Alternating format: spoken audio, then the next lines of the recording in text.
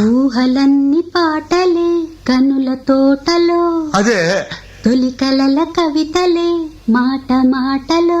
అదే బ్రహ్మాండం. కవిత కవిత పాడు.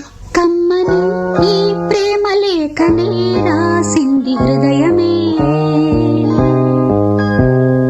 ప్రియతమా నీ వచట కుశలమా నే నిజట కుశలమే. ఊహలన్నీ పాటలే కనుల తోట